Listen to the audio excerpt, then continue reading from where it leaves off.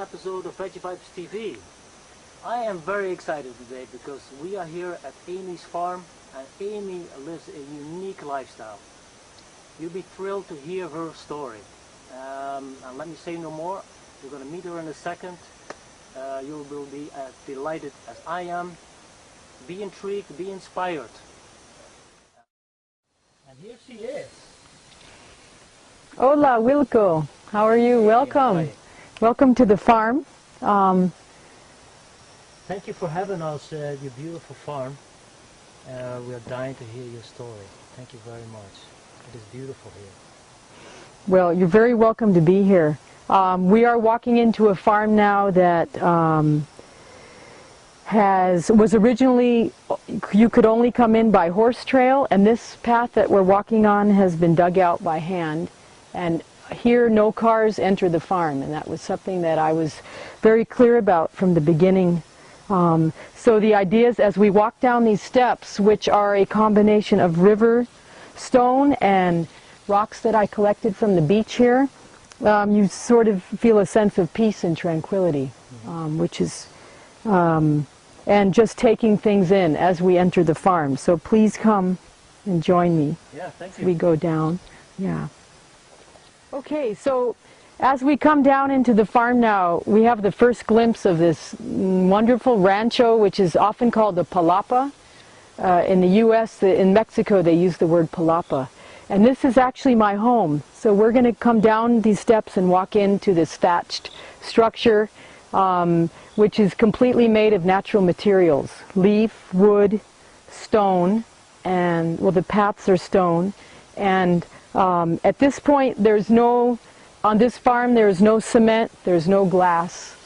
Everything is natural, and I encourage people to take your shoes off and just feel the earth, get grounded and connected as we come down. Okay, so let's go into the rancho. So I have to stop at this just beautiful bush called Flor de San Juan. These are flowers that sort of have two stages. One is this beautiful stage here, the first stage, and then they start to form the flower. This flower here is edible, and even more delightful are these pink petals here. And this is so lovely. You can just come and eat. They're like a lemony flavor, really delicious. So we have a lot of greens and things around us that we can enjoy here, and I'll show you more as we go. So here we are in the rancho. This is my home. This home is, you know, a structure that for me allows me space to just be. There's no furniture here.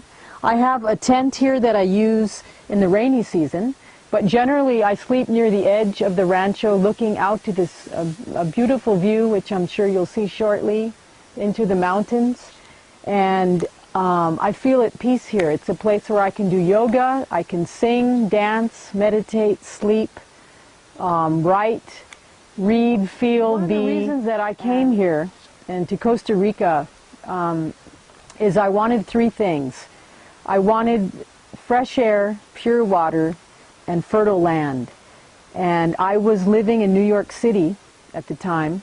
I was a musician, playing jazz gigs, a trumpet player, and started to make observations about how I felt during the gigs when I was eating food at these restaurants, and I had to go back and perform, use my diaphragm. Trumpet playing is very physical, and started to observe how I felt after some of these meals, especially things like spaghetti and bread and grains and so forth. And I slowly on my own started cutting these things out until I was just asking for a plate of steamed vegetables. Around that time I read an article on raw foods that pretty much knocked me out. It rang of so much truth, of a couple also living in New York who had turned to raw foods. And I found a support group in New York City, meeting once a week. And I started to attend, and basically within a week I became 100% raw. It was so clear to me that it felt like a truthful path to follow, and I only needed to know that it was okay and that other people were doing it. So that was the beginning of my journey, which soon led me into things like sun gazing. And I had worn contact lenses for 25 years. I stopped corrective vision. One night I took my lenses, I put them in the case, into the cabinet in the bathroom, and never took them out again. That was probably almost 7 years ago. I've been using my natural vision. I have much to say about vision because I feel it's much deeper than on the physical level. I feel like our vision often is a reflection of how we're doing. And when we're stressed and feeling disturbed, perhaps emotionally, or in a relationship or something, our vision might blur. And I think that's a survival mechanism which allows us to focus and turn inward and stop receiving so much external information, as we all usually do with our perfect corrected vision. So I'm quite happy using the vision that I have. That was another change that happened for me in New York City, as well as sun gazing and reading lots of spiritual literature and spending time in the parks, walking barefoot. All of these things happened at once, excuse me. It was a kind of a massive transformation, I guess you could say, that was started by raw foods, living foods. And the living foods at this point is just part of this truth-seeking lifestyle that I've decided to pursue here. I have the freedom here to choose how I want to live, and that means things like no machines, and no refrigerator, and no washing machine, and no hot water, and no radio, and no electronic music. And it sounds like a lot of no's, but actually it's a lot of yeses, because I've opened up space for other things to come into my life by leaving those things out. And I'm also using my physical body more, so that I am no longer giving away life force to machines. I'm doing the work myself, and it's really quite easy to wash clothes and gather food and do all these things that we've taken for granted, perhaps, and I certainly did growing up. So Amy, I'm very curious about the sun gazing. You mentioned sun gazing, and I read a little bit about it. I've seen people practicing it a little bit. Can you just enlighten us a little bit more about the practice of sun gazing? Sure. Sun gazing is something that supposedly has been practiced by nobility in Egypt and many people for many, many thousands of years. It's basically looking directly into the sunlight at safe hours of the day, where the UV ray is not too strong. Usually I think a reading of 2 or less. There are things called UV meters that you can measure. The hours usually are the 1 hour from sunrise. You have 1 hour to look into the sun, and 1 hour before the sun sets. Many of us have watched sunsets in our lives, so we have actually done sun gazing before. But in this way, the idea is that you stand barefoot on the earth and look directly into the sun. Some people start a practice where they start at 10 seconds a day and increment at another 10 seconds each day. And eventually you may be sun gazing for many minutes at a time. I think up to 45 minutes maximum. And I think it's a very natural, organic process that each of us needs to find. If you choose to practice sun gazing, you don't need to worry so much about the dangers. I don't feel that my eyes have been damaged by this practice. I'm doing it with an intention of love and opening and receiving energy into the pituitary and pineal glands, which supposedly are dormant spiritual glands that for most of us aren't being used. So it was, for me, looking deep into a light that I had never seen before. And it's a very penetrating light. It brings me joy. And I also feel that it's healing for my eyes as well. Wow, that's really fascinating. I'm sure everybody loves that one. That's great. Intriguing. Thank you. I'm going to walk out of the rancho now and walk over to the shed, also called the bodega, via the stone pathways. So very, very comfortable here to walk without shoes, which really gives us a sense of constant connection and grounding to this place, to the land. This shed was built from wood from an old Tico house and as well as the rancho where we just were, that was dismantled from another farm and brought here. And so I was very happy not to have to buy new wood from a sawmill, to take wood and recreate it into something else. And I started to plant these vines, which has been really lovely. And they've created 2 walls, very beautiful, with different flowers. So it allows the structure to blend in more to the surroundings. And another decision I made was to leave the floor earth, just to have a dirt floor, and it has been the most wonderful floor I think I've ever had.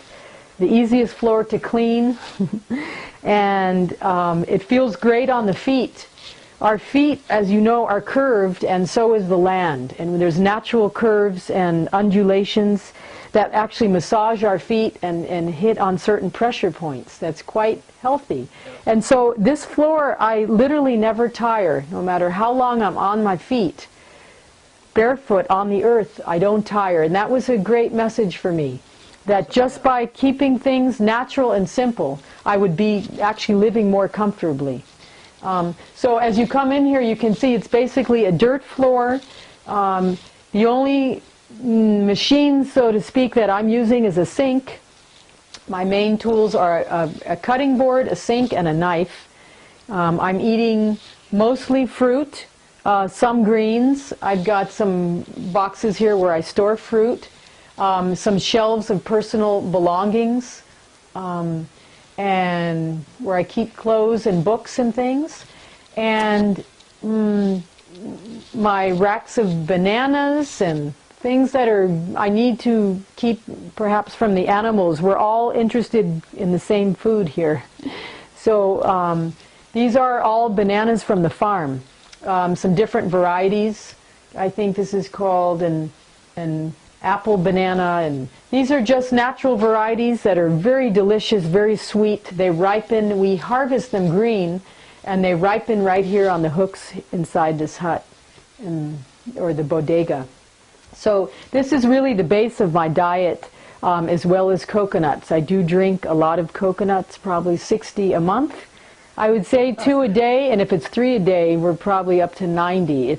Wow. It's just a wonderful liquid that feels to me nourishing. We know it's full of minerals and nutrients. I feel it's the purest water on the earth, and I also feel it's the breast of Mama Earth. It's shaped like a breast. It's delicious.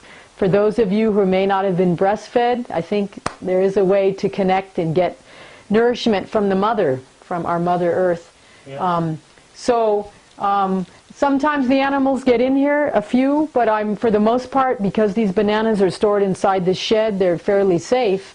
But another point I did want to make is that I ultimately feel that much of our nourishment does not need to come from this food, that we have many ways of receiving nourishment, especially when we do things like air and sunbathing, where we allow the millions and billions of holes and pores on our body to receive fresh air, sunlight, radiation, good radiation, and minerals up from the earth. I mean, I read somewhere that the Native Americans used to say that those who wear shoes would go crazy because we have natural healing processes and information that come in from the earth up, and the earth actually can pull disease out through the feet and out of our bodies. So to me, as long as I'm on this farm, I'm pretty much barefoot and connected. I feel connected, I feel grounded and at peace.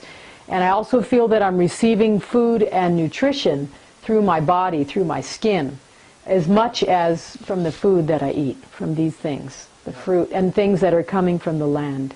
We've just come off the rancho and we've arrived to this small kind of meditation yoga table. This is where, and also a place for sleeping or reading, relaxing. This is a space I use a lot.